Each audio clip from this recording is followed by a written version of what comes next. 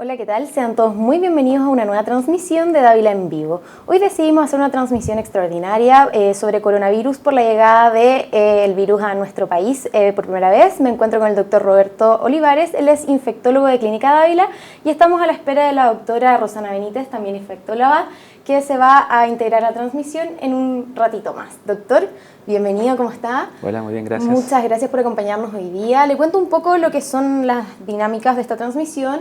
Vamos a partir con las preguntas que nos han llegado durante la semana y a medida que se vayan conectando nuestros pacientes nos van a ir llegando, yo creo que muchas preguntas en vivo. Pero antes de eso me gustaría partir con algo un poco más general. De pronto, si pudiéramos explicar en concreto qué es el coronavirus, el COVID-19. Bueno, a ver, el coronavirus es como dice su nombre, es un virus que pertenece a la familia de los coronavirus, ¿ya? Se llama así porque cuando uno lo ve en el fondo con el microscopio se ve una especie de como de corona radiada, en el fondo de ahí viene el nombre de coronavirus. Y específicamente el COVID-19 es un virus nuevo que apareció a finales del año pasado, ¿no es cierto? Y que ha provocado esta epidemia a partir desde China, en el fondo, que se ha ido diseminando a través del mundo. Y es lo que nos tiene reunidos hoy acá. Doc, llegó el virus a Chile, estamos todos un poco espantados. ¿Debiéramos estarlo o en realidad parece que no tanto? O sea, yo creo que uno tiene que estar atento en el fondo. Yo creo que eso es como el concepto o el estado en que tenemos que estar. No alarmados, preocupados tal vez, pero que esto no debe generar pánico ni alarma pública, todavía por lo menos. Por lo que se sabe en el fondo hasta ahora, la gran mayoría de los casos, sobre el 80% de los casos donde en las publicaciones científicas se ha demostrado que los cuadros son básicamente leves. Hay una pequeña proporción de casos que son los más graves en el fondo. Por lo tanto, tenemos que estar atentos, ¿no es cierto? Que ojalá que esta cosa no se extienda demasiado, pero objetivamente hasta ahora lo que sabemos es que la gran mayoría de los casos son leves. Importante no alarmarse entonces. Así es. Durante la semana, Doc, Ingrid nos preguntó cuánto tiempo dura el virus en objetos inanimados.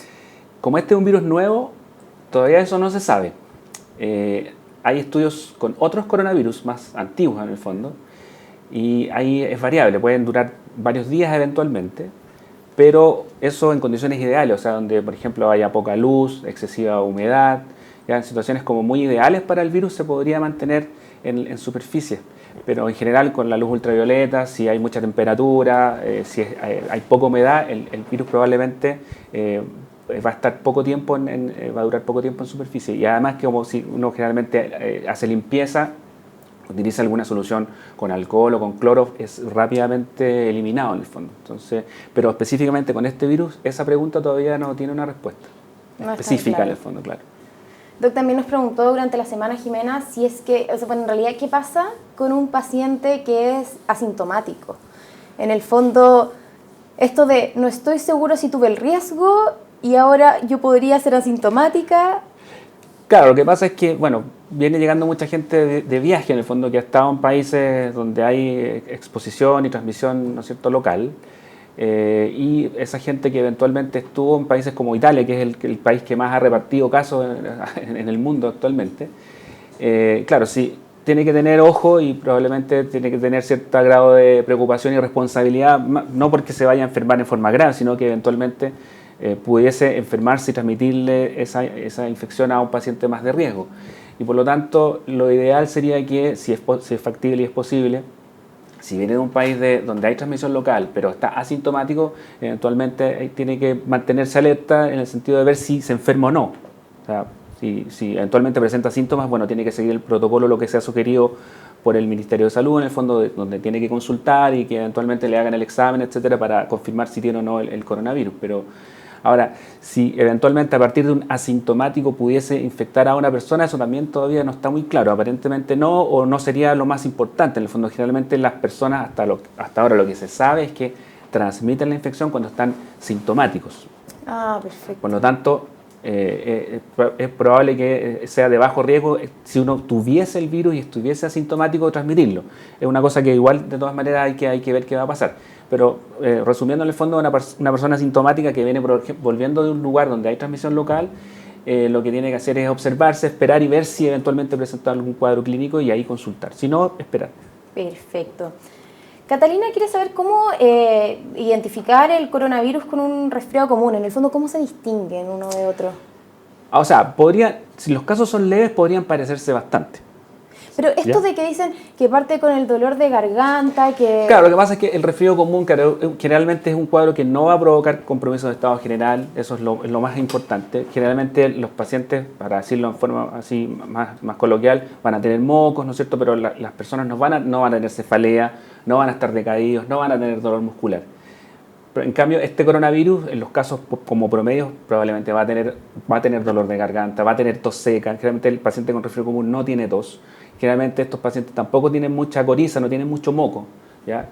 El coronavirus va a tener dolor muscular, mialgia, va a estar decaído, puede parecerse un poco más a una influenza eventualmente y claramente no se parece a un resfrío común, ¿ya? Perfecto. Coquita, por su parte, dice: hola, buenos días, yo tengo varias dudas concretas y serias respecto a esto. Si me pudieran ayudar sería espectacular. Y la verdad es que son bastantes dudas. El día 25 de febrero dicen que llegó el primer contagiado al aeropuerto y yo estaba como pasajero. ¿Me puedo contagiar? Vamos por parte. O sea, si hubiese estado muy cercana a esa persona que está sintomática, eventualmente existe una probabilidad. Ojo, que la forma de transmisión de esta infección son por gotitas, ¿ya? Pero son gotitas lo suficientemente pesadas como para que alcancen a llegar hasta 1 metro de distancia. Cuando uno tose, por ejemplo, cuando uno se suena, no alcanza más allá de 1 metro, hasta 1 metro. Por lo tanto, es más o menos esta la distancia. Para no tener la opción eventual de infectarse, tiene que estar relativamente cerca de la persona que está con los síntomas. Si no, es muy poco probable. Entonces, si ella no estaba cercana a la persona que llegó, que finalmente se confirmó, es muy poco probable que se vaya a infectar en el fondo. Tendrían que haber muchas otras personas eventualmente, y eso no es la situación que está ocurriendo actualmente, que estuviesen enfermas. ¿Te fijas? Entonces, yo creo que eso es poco probable que ocurra. Perfecto. Por otro lado dice: respecto a lo mismo, el día 27 me resfrié, dolor muscular, indigestión sin fiebre, aunque donde fui dijeron que estuve con fiebre y me diagnosticaron rinofaringitis y ayer por casualidades estaba ronca y con dolores musculares que persisten. Fue el doctor y me dijeron con radiografía en mano que tengo neumonía. Me dieron antibióticos, ahora no saturaba bien y tenía la presión alta en 15,9. Me mandaron para la casa y me dijeron que si no me sentía bien con los remedios, me hicieran un examen molecular 18 virus. Pregunta: ¿este es el examen de coronavirus? Estoy bien asustada. Mi hijo tiene 4 años, está igual, también lo vio el doctor y también le dieron el remedio, pero que no le dijeron le dijeron que los pulmones estaba bien, no sabe si llevarlo al jardín, si no llevarlo, no le dieron reposo. A ver, vamos por partes. ¿Esto podrá ser un poco de sugestión? O sea, según lo que ellas comentan, en el fondo tiene un cuadro respiratorio infeccioso sin duda. Ahora, que eso vaya a ser por coronavirus, eso ya es otra historia, en el fondo, es otra situación. Primero, para que se quede tranquila, para que sepa, los niños en general o no se infectan por este famoso coronavirus, o si se infectan hacen un cuadro súper leve. O sea, prácticamente de todos los casos que ha habido, sobre todo en China, es poco frecuente en niños y prácticamente no se muere ninguno. Entonces, prácticamente nadie hace casos severos en los niños, para que se quede tranquila. Segundo, ahora, puede ser un cuadro respiratorio por cualquier otro virus o bacteria que provoca una enfermedad respiratoria, ¿ya? Si lo que ella tiene que tener claro es que si ella viene de viaje de un país, por ejemplo de Italia o de China, ¿ya?, donde eventualmente hay transmisión local de este coronavirus, ¿ya?, y en el fondo está dentro de todavía no ha completado 14 días desde que volvió del viaje, ella debería consultar y comentar esto, en el fondo, que ella viene viajando y que viene de un país donde hay transmisión local y que tiene un cuadro respiratorio. Si no cumple con esos requisitos, probablemente sea una infección viral de otro tipo, en el fondo, y que no va a tener mayores consecuencias. Hasta ahora, aparentemente, el cuadro es leve y, de hecho, por eso la mandaron a su domicilio y no debería tener problemas. Pero eso es lo que tiene que tener en cuenta, o sea, gente que viene de un país donde hay transmisión activa actualmente, o que haya tenido contacto directo, cercano, como acabamos de decir, con una persona que está enferma y que haya estado en un país donde hay transmisión local de este coronavirus. Eso es lo importante. Perfecto. Bueno, le cuento a nuestros pacientes que ya se integró con nosotros la doctora Rosana Benítez. Doctora, bienvenida. Hola, buenos días. Muchas gracias por acompañarnos hoy día. Bueno, estamos ya con las preguntas que nos han llegado en vivo de nuestros pacientes. Hola, Roberta. Catalina toca un tema bien interesante, creo yo. Quiere saber si es que las mascarillas son útiles en la prevención del coronavirus. ¿Yo? Las mascarillas. Bueno, hay dos tipos de mascarillas, la famosa N95 y las mascarillas comunes, quirúrgicas, que son las que todo el mundo usa. Yo creo que hay que recordar una cosa, coronavirus no solamente se contagia a través de las gotitas del estornudo que viajan por el aire y llegan a la otra persona. Y no solamente entran por nariz y por boca, sino que también entran por ojos y sobre todo quedan en los objetos inanimados, en los muebles.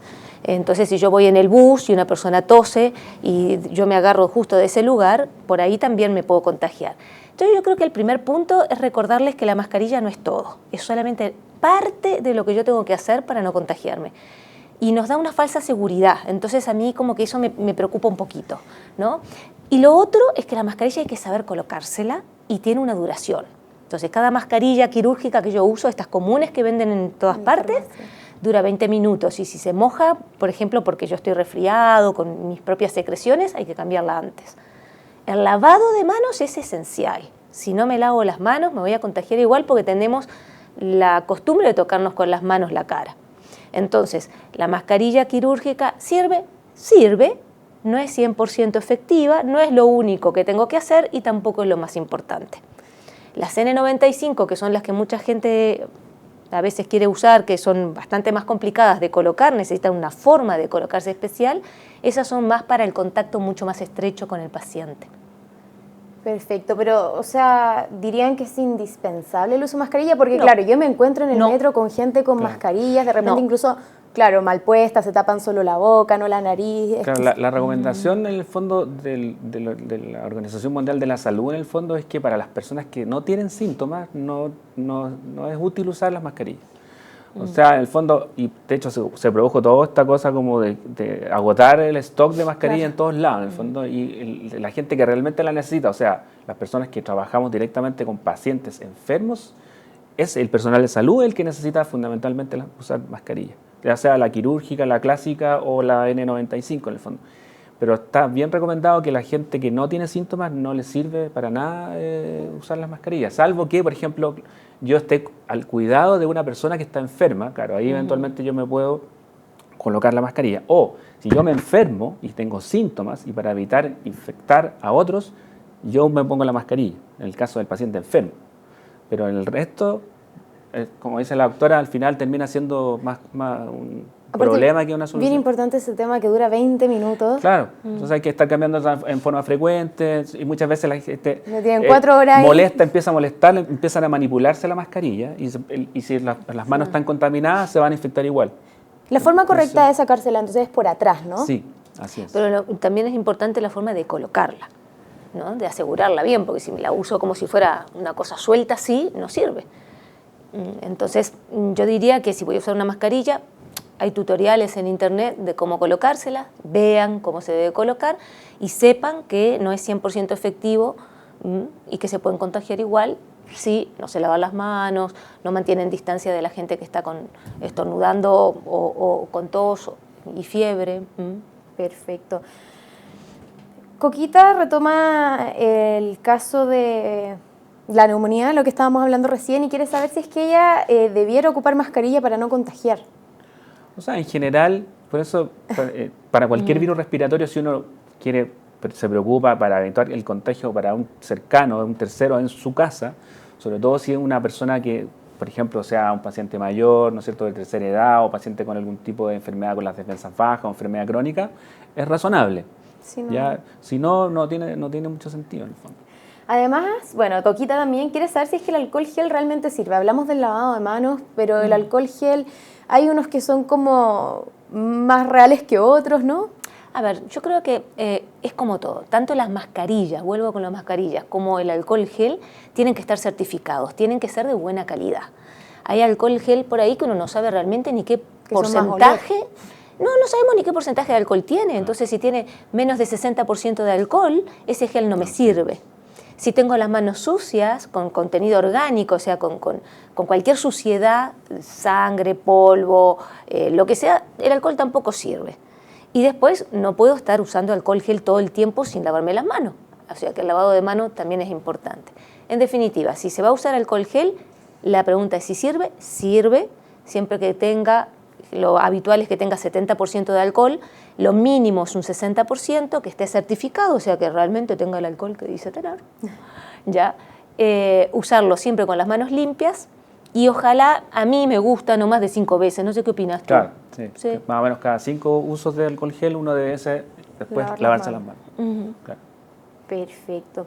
Isabel quiere saber qué examen debe hacerse una persona si es que tiene síntomas, si es que debe ir a cualquier clínica, le harán el examen. O sea, nuevamente, ¿cómo es el procedimiento? Claro, si lo importante es que sea un paciente que sea un caso sospechoso en el fondo, o sea, que venga de un país, porque todavía en Chile no se produce un fenómeno epidémico propiamente tal, o sea, no hay transmisión hasta ahora así extendida de persona a persona, local, como por ejemplo lo que está pasando en Italia, o en Irán, o lo que ha pasado en China. Fija, hay una transmisión extendida, ¿te fijas? Entonces, probablemente mucha gente tiene el coronavirus por una cuestión epidemiológica, pero aquí en Chile todavía estamos en una situación donde por ahora son los que han viajado a lugares donde hay transmisión activa los que son los casos sospechosos. Doctor, perdón, pero yo debiera hacerme el examen sí o sí, si es que vengo de viaje de un lugar donde se han encontrado casos sospechosos, solo si es que tengo síntomas. Claro, o sea, si vienes de un lugar donde hay transmisión activa, tienes síntomas respiratorios, fiebre, dolor de garganta, tos, etcétera, o dificultad respiratoria, ¿ya?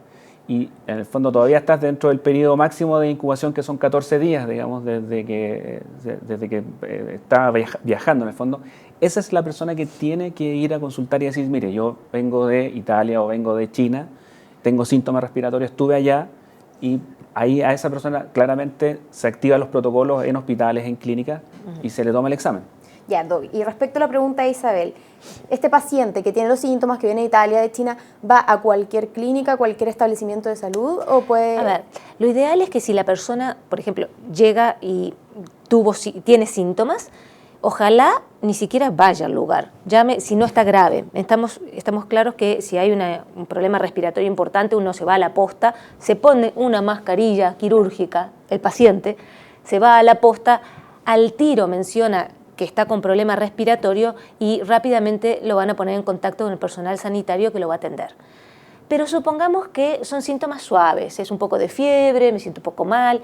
En ese caso, también me tengo que colocar la mascarilla para desplazarme, pero lo mejor es llamar por teléfono, si yo tengo un médico de cabecera, y decirle, o llamar por teléfono al call center y decir, vengo de Italia o Irán o China, necesito que me vea un médico al tiro porque estoy con estos síntomas. Entonces ahí se pueden coordinar para que el médico lo reciba rápidamente, que entre con mascarilla y no se, digamos, disemine el coronavirus eventual que pudiera ser. El médico eleva la sospecha de esta enfermedad y ahí recién se lo empieza o se le puede realizar el examen. Disculpa. Perfecto, no hay problema. Entiendo. Paulina nos cuenta que tiene lupus, por lo tanto su sistema inmunológico está suprimido y eso le da susto, se siente como más expuesta que el resto de las personas. ¿Debiera protegerse un poco más, tener alguna otra precaución? O sea, en la etapa en que estamos, probablemente no. O sea, lo que sí tiene que hacer de todas maneras es vacunarse para la influenza, eso sí o sí. ¿Ya? Eso es básico. Cualquier paciente con una alteración en las defensas del tipo que sea, en el fondo, tiene que recibir la vacuna de la influenza. Y vuelvo a insistir, como estamos en una situación todavía no de epidemia extendida, en el fondo, de transmisión local, ella tiene que estar atenta a lo que pasa, lo que entregan las noticias o las redes sociales, en fin, las cosas que se hacen como esta, en el fondo estar atenta a ver cómo está la situación desde el punto de vista de la transmisión. Si por ahora solamente hay casos aislados de gente que viene volviendo de un viaje, y ella no ha tenido contacto con estos casos que acabamos de comentar, tiene que estar tranquila y tiene que esperar en el fondo. O sea, no tiene que hacer nada más que, ojalá, como decía, vacunarse para la influenza por ahora. Obviamente, si esta situación epidemiológica cambiase, obviamente que ahí eventualmente hay que tomar algún tipo de medida en el fondo. A propósito de la influenza, Isabel quiere saber si es que la vacuna contra la influenza protege del coronavirus. No, son virus totalmente distintos, por tanto no. Pero influenza, sabemos, eso sí que lo sabemos, que en los pacientes inmunosuprimidos puede dar neumonías graves. En coronavirus sabemos que la complicación puede ser mayor en el grupo de inmunosuprimidos, pero como acaba de decir Roberto, no tenemos todavía coronavirus nuestro, autóctono en Chile, así que yo creo que evitar estar con gente que esté enferma, pero eso es un poco un consejo para siempre, no solamente por el coronavirus. Perfecto. Bueno, les cuento que Alex dice, buen día, muy interesante todo lo que se habla. Quisiera saber si para confirmar el coronavirus es necesario tener todos los síntomas o con 1 o 2 basta, aún sin saber si hemos estado en contacto o no con alguien que tenga el virus. O sea, lo básico es tener síntomas respiratorios, o sea, al menos fiebre, dolor de garganta, tos. Eso es como lo básico. Venir de un país donde hay transmisión, vuelvo a insistir en eso por ahora. Y con eso, eventualmente, consultar y ahí se activa todo el protocolo que ya está definido en todos los servicios de urgencia, hospitales, clínicas. Y ahí se le toma el examen, ¿no es cierto? Y esa muestra se tiene que confirmar en el Instituto de Salud Pública. Eso es lo que se está haciendo actualmente. Me gustaría retomar un poco el tema de el orden de los síntomas. Siento que, no sé si es mito o realidad, pero se habla mucho de que primero, si te duele aquí, es coronavirus, si no, si te dolió primero la garganta o la cabeza y la fiebre. ¿Es irrelevante o lo importante es el cuadro respiratorio en sí? A ver, se ha visto que el 45% de las personas que tienen una infección por coronavirus y el 85% de ellas tienen estos 2 síntomas, fiebre de 38 grados y tos. Los demás síntomas acompañantes pueden ser muy variados. Entonces puede ser desde diarrea, porque coronavirus también puede dar diarrea, a la dificultad respiratoria. Se dice que la dificultad respiratoria como tal, importante, de neumonía, que uno tendría que decir, bueno, acá sí que se me viene complicado esto, aparece entre el 6º y 8º día. Por tanto, este cuadro empieza en forma, digamos, larvada, lento. Los primeros 6 días suele ser de tos y fiebre, y luego viene la complicación respiratoria. Ahora, tos y fiebre es lo mismo que te puede dar cualquier otro virus respiratorio, inclusive la influenza. Por tanto, tos y fiebre no es determinante de coronavirus, es determinante de infección respiratoria viral o bacteriana, no lo sé, porque puede ser tos y fiebre. ¿Qué es lo que tiene que motivar? Tiene que motivar la consulta. Entonces, si yo estoy con tos y fiebre, acá está pasando algo raro, voy al médico. Me pongo mi mascarilla para no diseminar lo que sea que yo tenga, y si encima tengo el antecedente del viaje, tengo que comunicarlo rápidamente, tan pronto llego al servicio de urgencia, a la consulta, donde sea, para que se tomen las precauciones de que yo no disemine un coronavirus. Y ahí recién empieza la etapa diagnóstica. Entonces el médico lo ve, lo examina, le pide exámenes y va a determinar, esto es una neumonía bacteriana, esto es un cuadro viral, le va a tomar exámenes para descartar una influenza, para descartar otro tipo de virus. Y finalmente, si todos los exámenes salen negativos, se solicita el examen para coronavirus en general, que son 4 cepas de coronavirus que determina la PCR, que es el examen que se realiza rápidamente. Si este examen sale positivo o negativo, va a determinar cómo se sigue el estudio. Supongamos que salió positivo, entonces ahí se le va a hacer la segunda parte del examen, que es un examen mucho más largo, que demora alrededor de 10-12 horas, y que es el que va a determinar finalmente si tiene coronavirus o no. Pero en suma, tos y fiebre, vaya al médico, colóquese mascarilla, pero colóquese la mascarilla siempre, no solo porque ahora tengo coronavirus, porque siempre que tengo tos y fiebre, tengo una infección y puedo diseminarla. Entonces yo creo que de coronavirus tenemos que sacar 2 lecciones. Primero, saber cómo toser, ¿verdad? Me coloco el brazo flexionado, no en la mano, o uso un pañuelo. Y si voy a ir a un centro de salud donde generalmente hay personas que están más graves que yo o que pueden tener otras enfermedades, no cuesta nada colocarse la mascarilla. ¿Te fijas? Y llegar con la mascarilla y decir, estoy con la mascarilla porque estoy tosiendo y no sé lo que tengo. Y eso permite que no solamente no diseminemos coronavirus, sino que no diseminemos el día de mañana influenza, neumonitis por neumococo o por cualquier adenovirus, sincicial respiratorio, lo que sea. Perfecto. Coquita insiste en que, en que quiere saber si es que el examen molecular 18 virus es el examen para coronavirus. O sea, pero no. hay varios exámenes, digamos, que se hacen con biología molecular. Así se detecta material genético de este virus, ¿ya?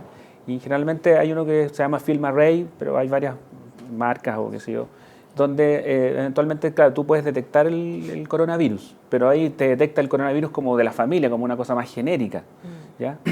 Si uno quiere ir entonces no detecta el coronavirus, el COVID-19 específicamente, o sea, eventualmente sí le puede salir positivo para coronavirus, pero como la cosa más macro en el fondo, como la familia de coronavirus, porque aquí en Chile, como en todo el mundo, circulan otros 4 que son coronavirus humanos, en el fondo, que producen resfrío común generalmente. Entonces, claro, probablemente está en este estudio de los 18, porque bueno, hay varios tipos, como decía, y claro, si llegas a salir positivo, eventualmente, claro, ahí se tiene que tomar una muestra para confirmar, y eso es lo que hace el Instituto de Salud Pública, en el fondo, para decir que realmente ese coronavirus es el coronavirus 19, ¿ya? Pero perfectamente podría salir un coronavirus cualquiera, en el fondo, de estos que son humanos propiamente tal, que son endémicos, que se llaman, que circulan en todo el tiempo, y que generalmente producen cuadros de resfrío común. Entonces, por eso es tan importante por ahora el antecedente del viaje. Claro. ¿Ya? Porque si yo me empiezo a resfriar y no andaba de viaje, no ha tenido contacto con nadie, me puede salir un coronavirus humano, normal, habitual, que es el que circula todo el tiempo y no tiene nada que ver con el coronavirus 19. Catalina dice, otra consulta, por favor. ¿Qué protocolos deben adoptar los recintos educacionales? Tengo 2 hijas y me preocupa verificar si las medidas son las adecuadas, ya que gran parte del día están ahí. Bueno, ya hablábamos de que esto no afecta tanto a los niños, ¿no? Bueno, un 1% aproximadamente es lo que ha afectado de los 95.000 casos que tenemos a nivel mundial hasta ayer. Hoy todavía no sé cuál es la cifra definitiva, pero ayer teníamos alrededor de 95.000 casos en el mundo. Solamente un 1% afectó a niños y no ha habido mortalidad de niños con respecto al coronavirus. Por tanto, yo creo que ahí nos podemos quedar relativamente tranquilos. Entre 10 y 19 años, que todavía siguen yendo al colegio, hay un poquito más de afectación, pero tampoco tenemos mortalidad. Entonces, yo creo que en los colegios, lavarse mucho las manos, siempre y todo el tiempo. Si se proviene de algún viaje, lo que está diciendo el Ministerio a través de sus comunicados es que si se realizaron viajes, no vayan al colegio, profesores, padres o niños, porque la idea es que en el colegio no entre un coronavirus y quedarse en estas cuarentenas, que en realidad son de 2 semanas, en la casa hasta que ver que no se tenga ningún tipo de síntoma. Me gustaría ahondar un poco más en el tema de los tratamientos que existen, que no existen. En el fondo, ¿qué pasa? Me contagio, me mandan 15 días para la casa. En el fondo eso es para no contagiar, pero claro, ¿qué pasa conmigo, mis síntomas? ¿Hay algún tratamiento o es solamente a paliar con, no sé, paracetamol? O sea, el manejo hasta ahora es fundamentalmente sintomático. O sea, hidratación, reposo, antipiréticos como paracetamol, fundamentalmente, y esperar que el cuadro pase solo. ¿Y el virus se va o es que después de los 15, 14 días ya no estoy contagiando al resto? Buena pregunta. O sea, en general podríamos decir que se va, pero igual se ha visto que hay algunas personas que mantienen excreción de virus bastantes días más, en el fondo. Incluso en los niños, a pesar de que no tienen problemas, en el fondo, hacen cuadros leves, pueden estar excretando virus por 20 días o 30 días incluso. Es lo que se ha visto en los casos en China. Hay apenas un solo artículo que se ha publicado hasta ahora con una serie de 10 niños, para que ustedes vean los casos que representan los niños en este problema. Pero lo que sí vieron es que, a pesar de que son casos leves, no les pasa nada, pero sí pueden excretar virus tal vez más tiempo que un adulto. Entonces, claro, en general un adulto promedio probablemente a las 2 semanas ya no va a tener problemas, no debería excretar más virus. Pero lo clásico, y esto me salgo del coronavirus, cualquier virus respiratorio, lo típico, pacientes digamos pediátricos o pacientes con algún tipo de inmunosupresión o pacientes añosos eventualmente pueden excretar virus por más tiempo del promedio de lo habitual, con cualquier virus respiratorio. Con este virus todavía no se sabe muy bien. Está claro que los niños chicos sí pueden excretar más tiempo que el promedio, pero un adulto promedio probablemente con 2 semanas debiese ser suficiente. Pero hay muchas respuestas que todavía no, o sea, muchas preguntas que todavía no tienen respuesta, porque como estamos viviendo la epidemia, entonces probablemente más adelante vamos a tener unas respuestas más certeras en relación a estas preguntas. Bueno, Coquita nos dice, ya no molesto más a los doctores, los quiero mucho y gracias, siempre estoy atenta a sus charlas. La verdad es que ella es de nuestras más fieles seguidoras, siempre nos está preguntando cosas en los Dávila en Vivo, así que muchas gracias, Coquita. Doctores, ya se nos está acabando el tiempo. ¿Hay algo más que les parezca importante agregar, recalcar sobre el coronavirus, bueno, o el COVID-19 en realidad, este nuevo coronavirus?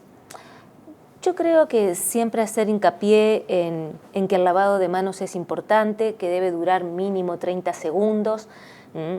Hay también tutoriales en internet de cómo lavarse las manos, no es solamente hacer así debajo de la agüita, miren un tutorial, aprendamos todos a lavarnos las manos porque es bueno no solamente para coronavirus, sino para todo, para los hábitos, digamos, de higiene. Recalcar los hábitos buenos para toser nuevamente, no usar los pañuelos de tela, usar los pañuelos de tisú, de estos que son desechables. Y la pronta digamos, consulta en caso de provenir de algún lugar de los que ya mencionamos que hay gran cantidad de casos. O sea, si la gente que ha viajado, sobre todo en este último mes, no ir a trabajar si está con síntomas y consultar rápidamente. Yo creo que redondearía de esa manera. A lo mejor voy a preguntar una barbaridad, pero ¿cada cuánto rato o después de que, ya entiendo, llevando a la casa uno siempre se tiene que lavar las manos, pero si estoy en la oficina trabajando o qué sé yo, hay gente que de pronto tiene trabajos más en terreno, ¿cada cuánto tiempo yo debiera lavarme las manos para que sea algo como habitual o normal? ¿Me explico? Sí, cada vez, a ver, se sabe que este virus persiste en todos los objetos inanimados mucho tiempo, hasta una semana. Por tanto, yo estoy en mi lugar de trabajo, nada, si me ensucio las manos me las lavo, pero si no, no. Ahora, si yo me desplazo, por ejemplo, a un centro de atención médica y cuando llego me lavo las manos y cuando salgo me las vuelvo a lavar. Si toso y me pongo la mano en la boca, entonces, bueno, me tengo que lavar las manos también. Y si visito a algún paciente, por ejemplo, o una persona que está enfermo en alguna casa, o si me subo al metro y después me bajo, cuando llego a mi lugar de trabajo me lavo las manos.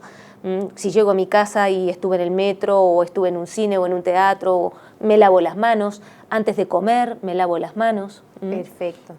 Queda mucho más claro. Vale, doctores, muchas gracias por acompañarnos hoy día en esta transmisión especial que hicimos. Bueno, y todos nuestros pacientes quedan muy invitados a revivir esta transmisión, a bajar el pánico, por favor, en nuestro canal de YouTube y nuestro fanpage de Facebook. No olviden que en nuestro blog en davila.cl pueden encontrar un poquitito más de información sobre el COVID-19 y nos vemos el próximo jueves en un nuevo Dávila en Vivo.